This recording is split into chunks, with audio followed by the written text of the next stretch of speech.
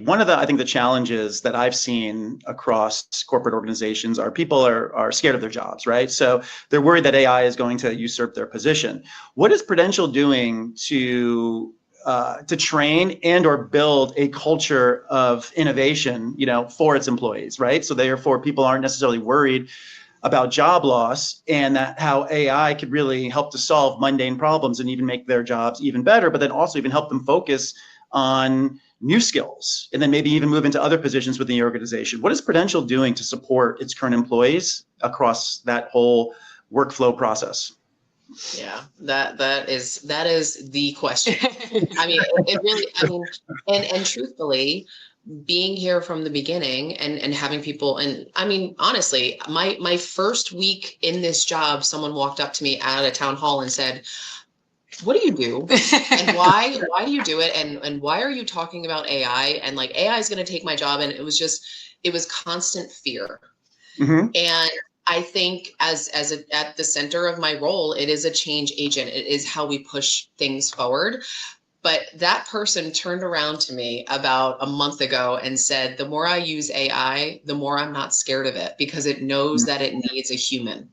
Yeah. So being concerned is valid and fair because truthfully, it is a change process, a change in process, a change in how you do things, but also we need more content. We need more personalization. We're not doing everything that we possibly should be to give that customer the best experience, specifically from a content generation standpoint. We would love to have one-to-one conversations with all of our customers in marketing world, right? Yeah. But we need to understand that AI has to be part of that because it helps scale those activities. Yeah. I'll give a really quick example, and I know I've said this a few times now, but in a lot of these platforms like a Writer or a Jasper or something like that, we can also create scale. So most recently, we have been focusing on how do we generate our verbatims and make sense of them to deliver back to the business. So we have a NPS score program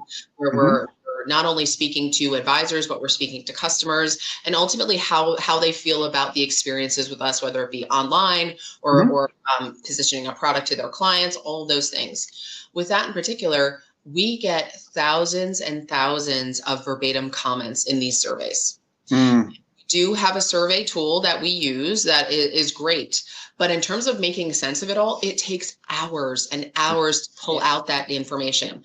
So what we did is we actually built an app in Writer that takes all of that data, takes the verbatims, pulls out the key themes, pulls out quotes.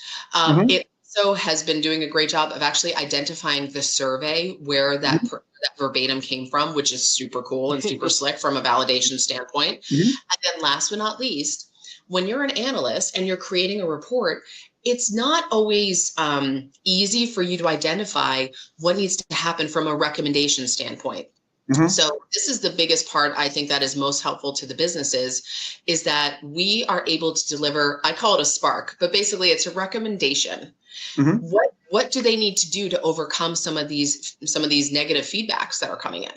That's a big challenge. What we're finding, because I'm a marketer through and through, I have to say this, and this is the last thing I'll say, from a business metric standpoint, we are finding that we can get through these reports and deliver them 50% faster overall, which means that our businesses can action off much more quickly and we can improve our scores for the next time. Yeah, you've cut your time in half.